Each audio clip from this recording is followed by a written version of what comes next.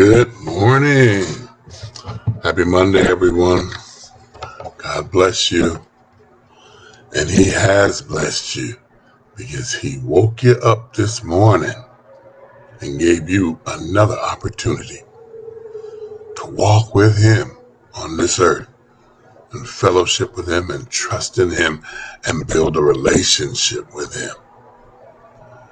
Good morning. Good morning. I'm here this Monday morning to start a new lesson, a new week, and I'm starting a new lesson. This lesson is titled Prayer for Restoration. And this study comes from the book of Nehemiah.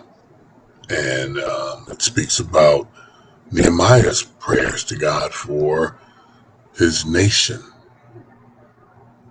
and how we should be praying for our nation so that God could bless us and heal our nation.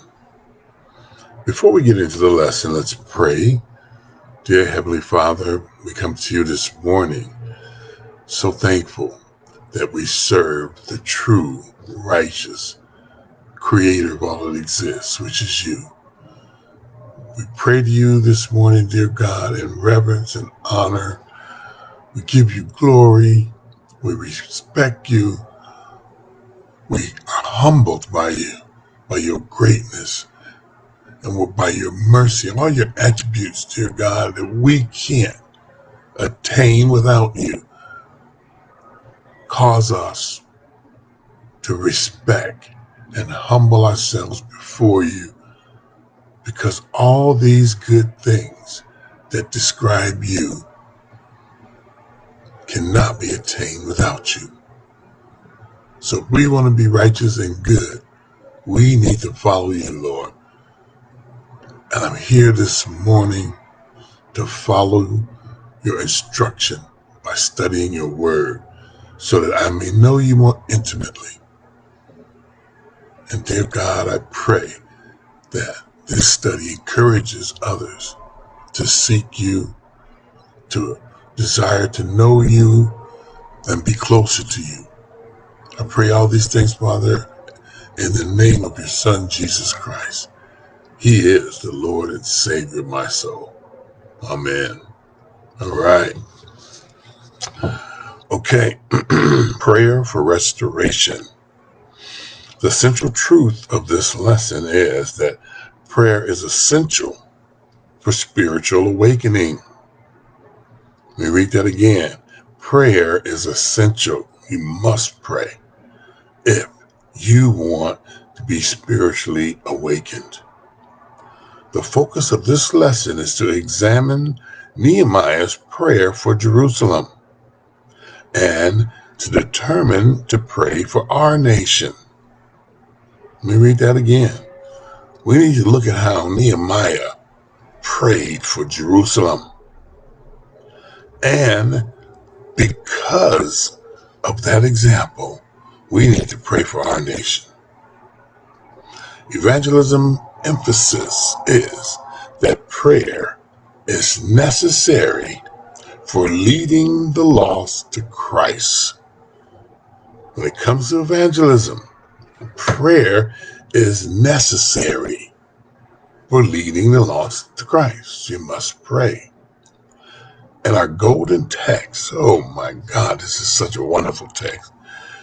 It's from the book of 2 Chronicles, chapter 7, verse 14, and it reads, "If my people, which are called by my name, shall humble themselves and pray and seek my face and turn from their wicked ways, then will I hear from heaven and will forgive their sin and will heal their land."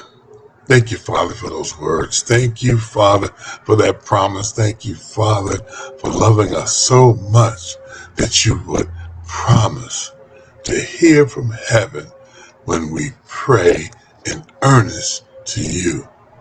In Jesus' name I thank you. Amen. Thank you, Father, for that word. Okay, let's get started with the commentary to this lesson for this week.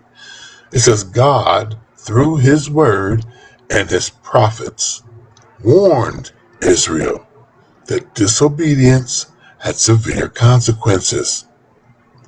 His first warning came through Moses, long before they entered Israel or a kingdom was established. The Jews disregarded the commands of the Lord, and the kingdom became divided. Consequently, Israel, the northern kingdom, was taken into captivity by the Assyrians in 722 and 721 BC. See 2 Kings chapter 17. The southern kingdom, Judah, did not embrace the prophets or learn from the lessons of the northern kingdom, Israel. Judah was captured and taken into exile by Babylon under Nebuchadnezzar in 586 BC. See 2 Kings 25. When Cyrus, the Persian king, conquered Babylon in 539 BC, he determined to allow some of the Jewish people to return to their homeland and help the nation achieve part of its former glory.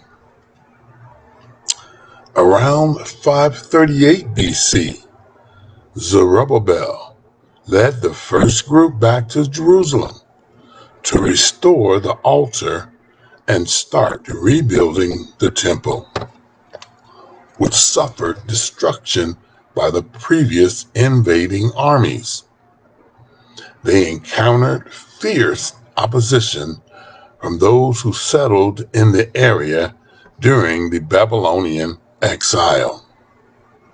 Ezra led the second group of Jews back to Jerusalem to start the process of restoring the temple, about 458 BC. They too encountered opposition, but made significant progress. However, the walls and gates of the city have been destroyed by invading armies, leaving the city vulnerable and a mere token of its former glory. God had a plan and a person.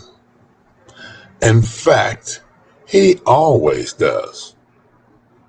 Little is known about Nehemiah the person. According to Jewish tradition, he offered sacrifices in the temple.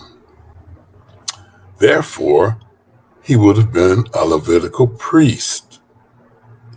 He was the assistant or cupbearer to Artaxerxes, the king of Persia at that time.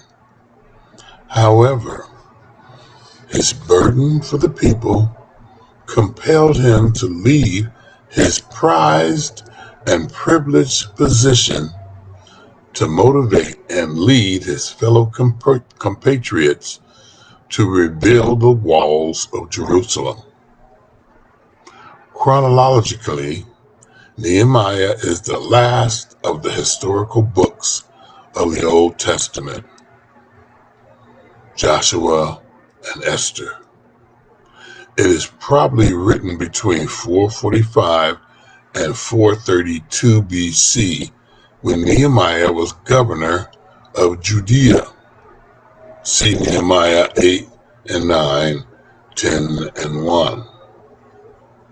Tershta in the King James Version is the Persian word for governor.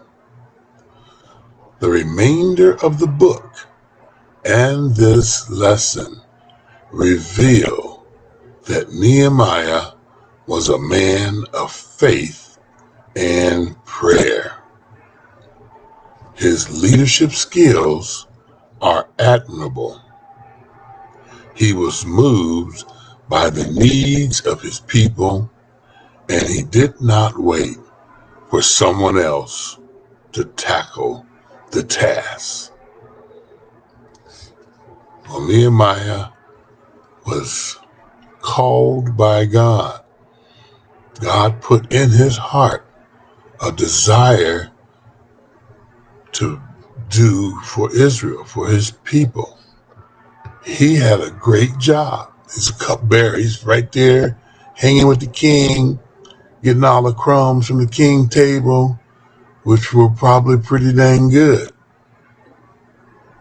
And so he was willing to give up, to sacrifice that, to help further Israel reclaiming their land and rebuilding the walls of their country. Okay, let's get into chapter 1. It says, or section 1 says, Nehemiah learns of Jerusalem's condition. Okay, and 1a says Nehemiah's circumstances from Nehemiah 1:1. And it reads, the words of Nehemiah, the son of Hachala. And it came to pass in the month Chislu, in the 20th year, as I was in Shushan, the palace.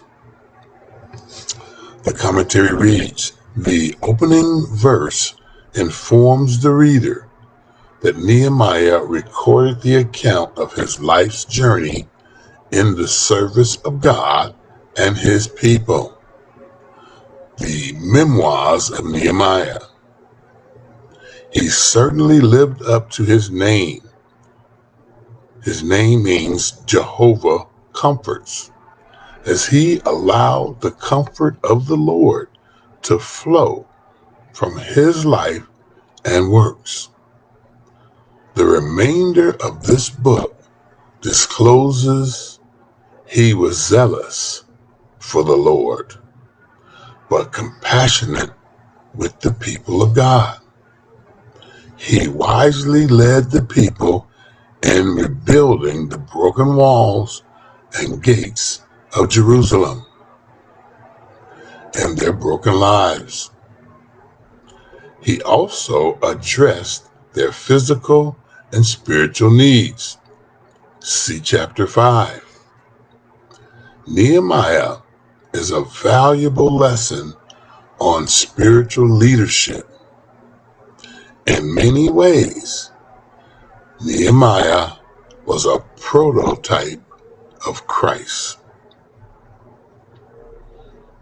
The opening provides this lineage, son of Habakkuk, or whom Jehovah enlightens, but offers little insight into his heritage. He does provide us with a timeline of the events recorded here. The month of Chislu places this in the late fall. This happened during the 20th year of Artaxerxes' reign, when he was at the winter palace located at Shushan in Persia, modern-day Shusha in southwestern Iran. Apparently, Nehemiah had served as the king's personal assistant for some time. His position was a highly respected one, which afforded him honor, trust, and financial gain.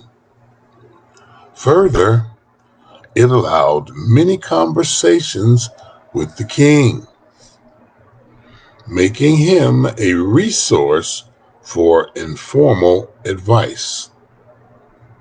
It is obvious from the book that he was a man of great wisdom.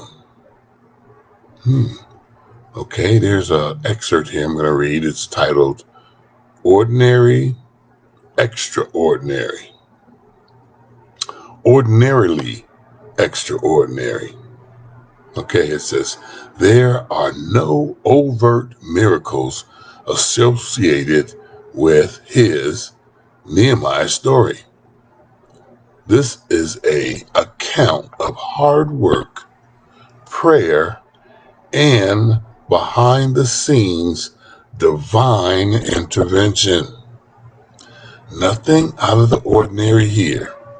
And this is written by Andy Stanley. Ordinary, extraordinary. No overt miracles, it says.